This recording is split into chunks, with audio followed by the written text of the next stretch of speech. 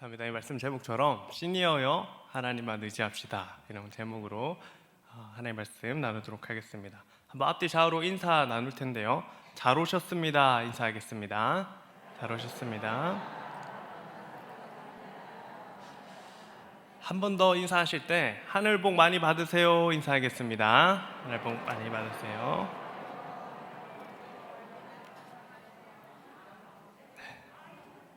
감사합니다.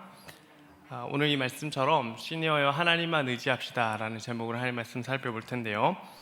우리 시니어 여러분들은 누구를 의지하고 계십니까?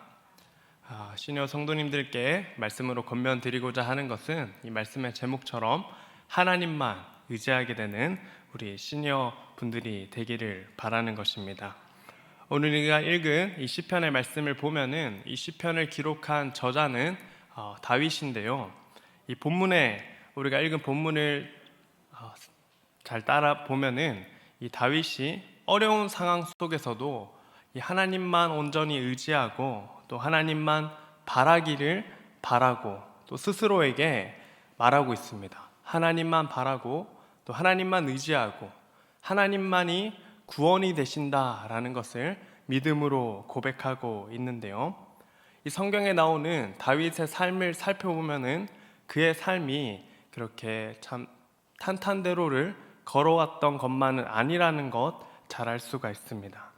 그의 인생의 초창기나 또 말기에 이르기까지 처음부터 끝까지 어려운 일의 연속이었고 또 문제가 있었는데요. 그때마다 다윗은 이 하나님을 의지하는 마음으로 이 어려움과 위기를 잘 이겨낼 수 있었다라는 것입니다.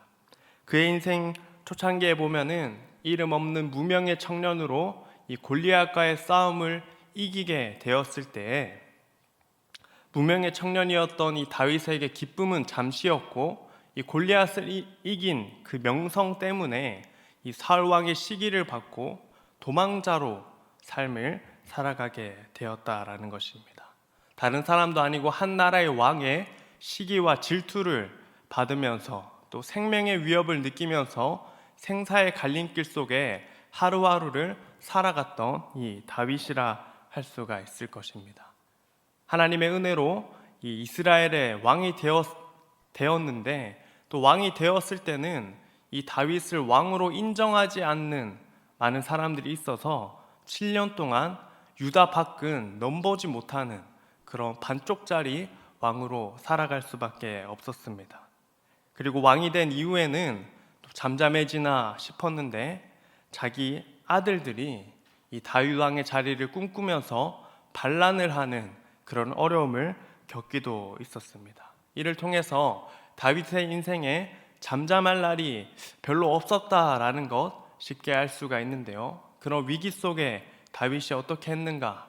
하나님만 의지하고 또 하나님만 바라고 하나님만이 나의 구원이 되십니다 라고 스스로에게 다짐하고 고백하는 이 내용이 있었는데요.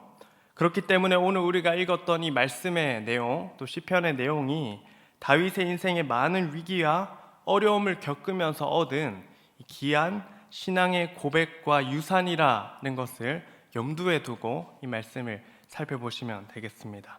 다시 한번 1절과 2절 말씀을 읽어드릴 텐데요. 나의 영혼이 잠잠히 하나님만 바라며 나의 구원이 그에게서 나오는도다. 오직 그만이 나의 반석이시오 나의 구원이시오 나의 요새이시니 내가 크게 흔들리지 아니하니로다. 아멘. 이 말씀을 토대로 첫 번째로 우리가 말씀을 통해 꼭 기억해야 할 것은 하나님만이 우리의 구원이 되시고 또 반석이 되시고 요새가 되신다 하는 사실을 우리 시니어 여러분들이 꼭 기억해야 되겠습니다. 사무엘상에서 다윗이 골리앗과 싸울 때 자기의 힘을 의지하지 않고 이렇게 외치며 돌진하는 것을 볼 수가 있습니다. 너는 칼과 창과 단창으로 내게 나아오거니와 나는 만군의 여호와의 이름 곧 내가 모욕하는 이스라엘 군대의 하나님의 이름으로 내게 나아가노라 하면서 이 싸움에 임하였는데요. 이 고백은 무엇입니까? 다윗이 온전히 이 하나님만 의지하고 이 전투를 하나님께 맡깁니다 하면서 골리앗과의 싸움에 응했던 것 아니겠습니까? 전혀 이길 승산이 없었던 그 전투를 다윗이 이기게 되고 하나님의 전적인 도우심을 경험하게 되는데요. 하나님을 의지할 때 내 능력보다 더 큰 승리를 경험하게 된다는 사실을 우리 시니어 여러분들이 꼭 기억할 수 있기를 바랍니다. 또 후에 다윗이 사울 왕에게 쫓김을 당하고 이 사울 왕을 죽일 수 있는 이 기회가 그에게 찾아왔는데 다윗은 자신의 힘으로 그것을 하지 않고 생명의 위협 앞에서도 또 자기가 사울을 죽일 수 있는 기회 앞에서도 온전히 하나님께 맡기고 또 하나님 도와달라는 심정으로 하나님 의지하며 그 순간들을 넘어갔다라는 것, 이 말씀을 통해 잘 살펴볼 수가 있습니다. 다윗이 이렇게 위기와 어려움 속에서 자기의 힘을 의지하지 않고 온전히 하나님만 의지할 수 있었던 비결은 진실로 이 자신의 구원과 도움이 하나님께로 온다 하는 사실을 굳게 믿었고 또 경험하였다라는 것을 통해 알 수가 있습니다. 그렇기 때문에 우리 시니어 어르신들, 인생에 있어서 중요한 것은 하나님만이 구원이 되시고 또 나의 반석이 되시고 또 요새가 되신다는 사실을 깨닫는 것이고 또 믿는 것이 인생에 있어서 가장 중요하다는 사실을 우리 시니어 여러분들이 기억할 수 있기를 바랍니다. 오늘 이 자리에 함께 하시는 모든 시니어 어르신들이 하나님만이 구원이 되시고 반석이 되시고 요새가 되십니다 라는 사실을 다시금 깨닫게 되고 또 믿게 되어서 이 위기와 어려움 속에서 또 폭풍우가 몰아치는 세상 속에서 하나님의 도우심과 구원의 은혜를 경험하게 되는 우리 시니어 어르신들 될 수 있기를 바랍니다.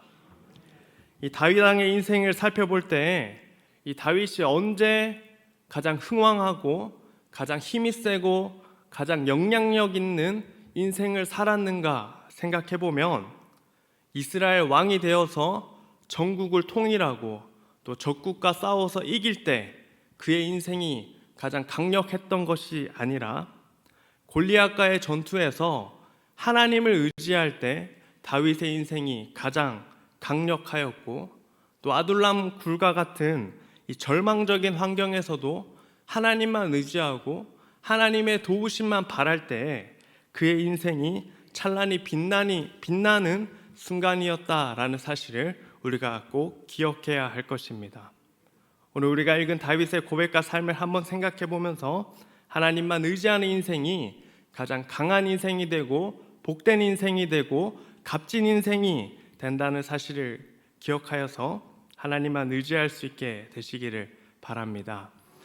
본문에 나오는 다윗의 상황이 구체적으로 어떤 상황인지 알 수는 없지만 이 3절과 4절 말씀에 보시면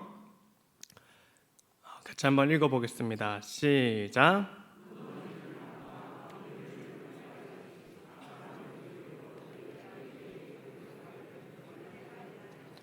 그들이 그를 그의 높은 자리에서 떨어뜨리기만 꾀하고 거짓을 즐겨하니 입으로는 축복이요 속으로는 저주로다.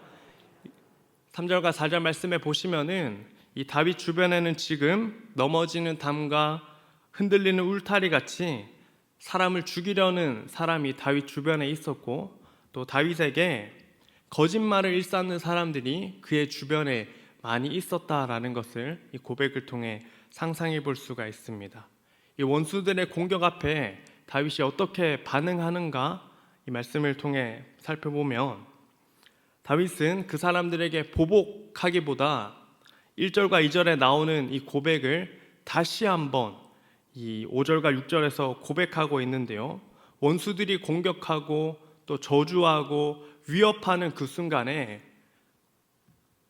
보복을 할까 고민하는 것이 아니라 다시금 하나님께 도움을 구하고 하나님 의지합니다, 하나님 도와주세요 하는 마음으로 믿음의 고백을, 똑같은 믿음의 고백 1절과 2절에 나오는 고백을 5절과 6절에서 반복해서 하고 있다는 것, 이 말씀을 통해 알 수가 있습니다. 원수들이 공격하는 이 순간에도 다윗은 하나님 의지합니다, 하나님 바라봅니다, 하나님 도와주세요 이렇게 기도하고 간구했다라는 것입니다. 이를 통해서 다윗이 깨달았던 것은 자기의 힘으로 또 보복하는 능력으로 원수를 제압하는 것이 아니라 또 제압할 수 있는 것이 아니라 오직 하나님만 의지하고 하나님께 맡길 때에 이 원수의 위협 앞에 온전히 승리할 수 있다는 사실을 그가 깨닫게 되었다라는 것입니다.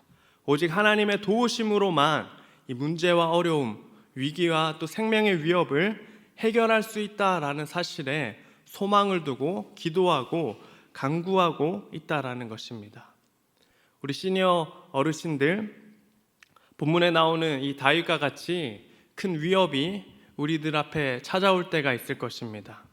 분명한 사실은 이 날이 가면 갈수록 우리 쇠약해지는 우리 몸 안에 질병과 또 고통이 우리를 찾아올 것입니다.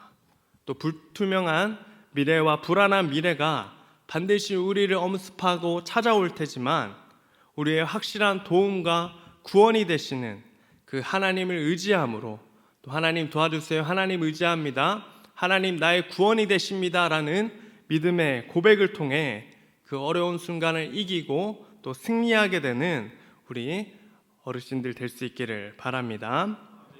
본문에 나오는 다윗의 모습을 살펴보면은 이 원수의 공격 앞에서 대응하지 않고 하나님께 기도하고 하나님 도와달라고만 고백하는 이 다윗의 모습을 보면 능력이 없어 보이고 또 어리석어 보이고 다윗처럼 하지 않는 것이 지혜로운 모습이다 말하는 사람이 있을 수 있겠지만, 다윗의 일생에 있어서 하나님께 기도하고 또 묵묵히 답을 기다리는 그 순간이 문제가 해결되는 시작점이 되었고 또 문제가 해결되는 완성이 되는 그 시간이 되었다라는 것, 다윗의 일생을 살펴보면 잘 알 수가 있습니다.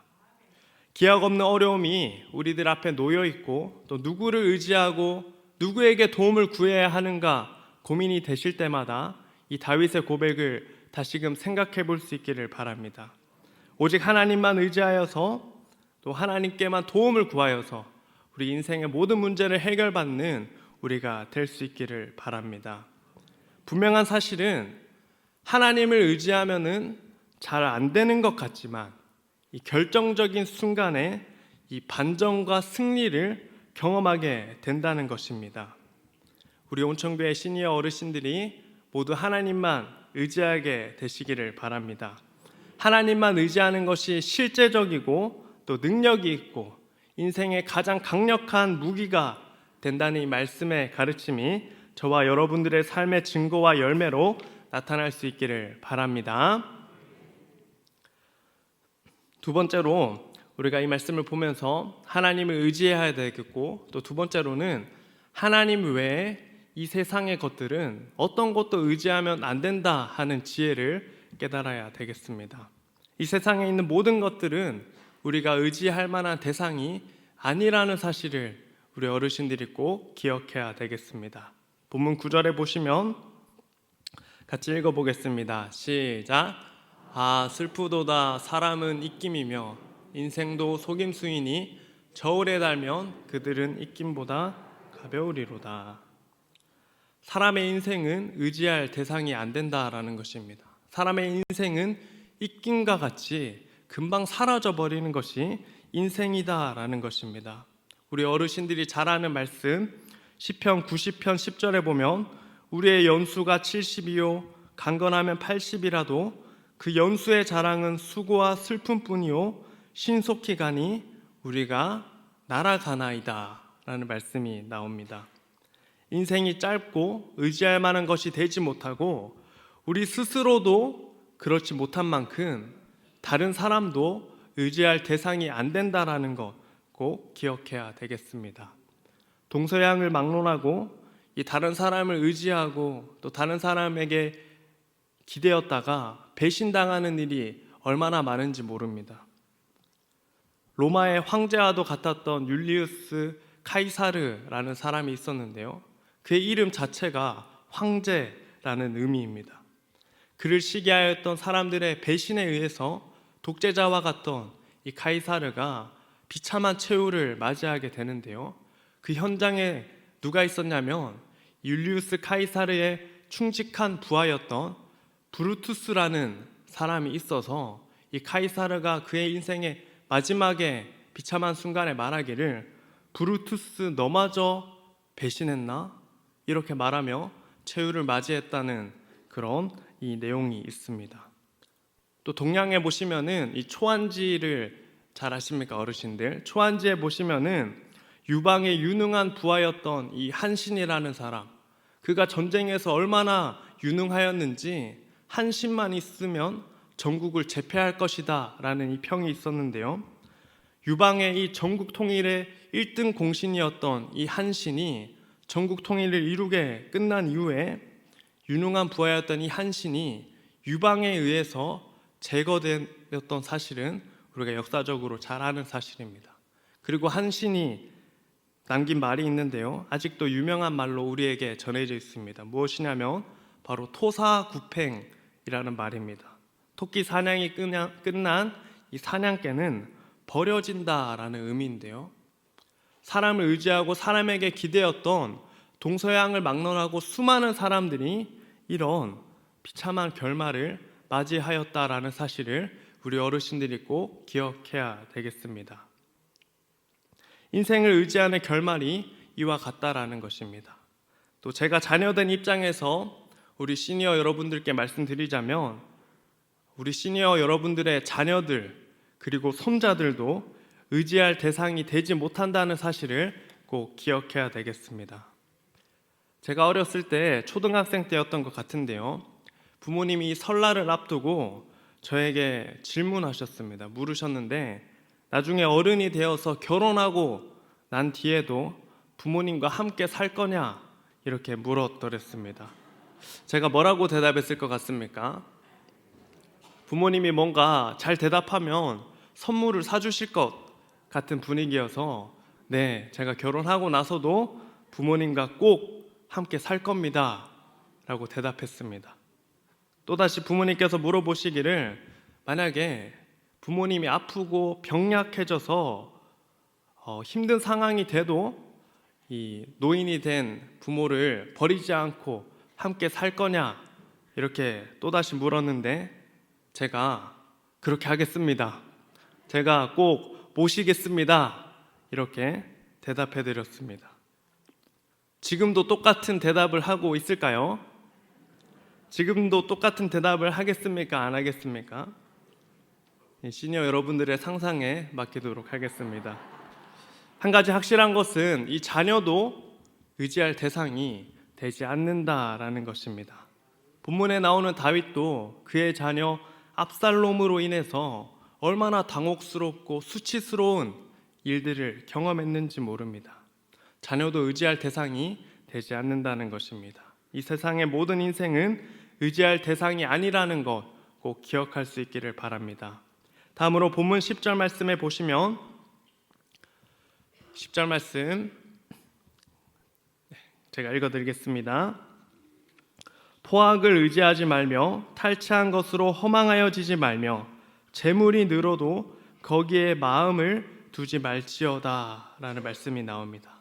사람의 힘과 재능 또 재물도 의지할 대상이 아니다라고 말씀이 설명하고 있는데요, 사람의 힘과 재능이 아무리 뛰어난다 하더라도 누군가의 말을 빌리면 60대가 지나고 나면은 머리가 이렇게 안 좋아진다라는 말을 듣기도 하였는데요, 아무리 힘과 재능이 뛰어난다 하더라도 세월 앞에 장사가 없는 것이고, 또 사람의 재물이 아무리 많다 하더라도 할 수 있는 것이 많지 않고 모든 것을 재물로 할 수 없다라는 사실을 깨닫게 됩니다.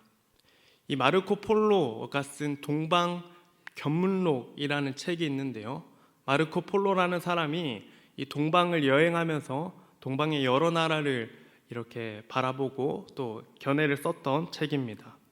1250년대에 이라크의 바그다드라는 도시를 방문하였는데, 이 바그다드 도시가 굉장히 부유한 도시고 굉장히 멋진 도시였다고 합니다. 그곳에 지도자 칼리프라는 지도자가 있었는데, 이 칼리프가 어마어마한 재산을 쌓고 부와 명예를 가지고 튼튼한 성벽을 지키면서 이 바그다드시를 자랑했다고 합니다. 그런데 당시에 이 몽골군이 이 바그다드 도시를 쳐들어왔는데요, 몽골군의 장수 훌라구가 이끄는 대군이 이 바그다드 도시에 찾아왔다고 합니다. 그래서 바그다드 도시에 사는 이 칼리프가 이 돈으로 용병을 구하고 또 사람들에게 재물을 나눠줘서 이렇게 성을 지키기 위해서 힘을 썼지만 이 몽골군이 이 바그다드 도시를 점령하게 되었다라는 것입니다. 돈으로 전쟁을 무마하려고 했는데 그 전쟁에 실패하고 말았다는 것입니다. 그리고 몽골군의 장군이 훌라구가 칼리프를 이렇게 사로잡게 되고 그의 집을 구경하고 성을 구경하면서 설명을 듣는데 한 성에 가득 쌓인 보물을 이렇게 보게 되었다고 합니다. 그래서 이 장군이 당신이 이렇게 재물이 많으면은 용병을 더 많이 구하고 병사들에게 재물을 더 많이 나눠 주었다면은 이 전쟁을 이길 수 있었던 것 아니겠는가 이렇게 질문을 했는데 이 칼리프가 대답하지 못하고 얼굴이 시뻘개지면서 자기가 가진 재물을 나누어 주지 않았기 때문에 아무런 대답을 할 수가 없었다라는 것입니다. 그리고 그 모습을 본 이 몽골군의 장수가 네가 그렇게 좋아하는 이 보물을 이 성 안에서 마음껏 먹고 지내라면서 성 안에 가두어서 이 바그다드를 지키는 이 칼리프가 죽었다 하는 내용이 이 마르코 폴로가 쓴 동방견문록에 나옵니다. 돈을 의지하고 또 돈으로 모든 것을 해결하고자 하는 것도 한계가 있다라는 것입니다. 돈으로 많은 것을 할 수 있지만 모든 것을 할 수 없다라는 사실을 우리 시니어 여러분들이 꼭 기억해야 되겠습니다. 오늘 말씀처럼 재물이 많아도 그곳에 마음을 두지 말고 오직 하나님만 의지하고 또 하나님께만 마음을 두라는 이 말씀의 조언 앞에 순종하게 되는 우리 시니어 여러분들 될 수 있기를 바랍니다. 마지막으로 우리 시니어 여러분들 이 말을 알고 계십니까? 9988234라는 말을 아십니까? 네, 잘 알고 계시네요. 보니까 99세까지 팔팔하게 살다가 2, 3일 병원에 갔다가 마지막 4 죽는 것이 이 9988234라는 말의 뜻이더라고요. 그런데 요즘에는 그렇게 말하지 않고 이렇게 말한다고 합니다. 9988234가 아니라 9988238이라고 말합니다. 혹시 이것도 알고 계십니까? 모르시는 분도 계시는 것 같아서 뭐냐면은 9988234가 아니라 9988238은 99세까지 팔팔하게 살다가 2, 3일 입원하고 다시 펄떡 일어나는 것이 9988238이라는 것입니다. 우리 어르신들에게는 9988234가 아니라 9988238의 은혜가 있기를 바랍니다. 그렇게 하기 위해서는 오늘 말씀처럼 이 하나님만 의지하고 또 하나님만 바라볼 때에 9988238의 은혜가 있을 줄 믿습니다. 하나님 의지하여서 이 하나님 주시는 은혜와 힘으로 이 남은 일생을 힘차게 살아가게 되는 우리 온천교회 모든 시니어 성도님들 되시기를 주님의 이름으로 소망합니다.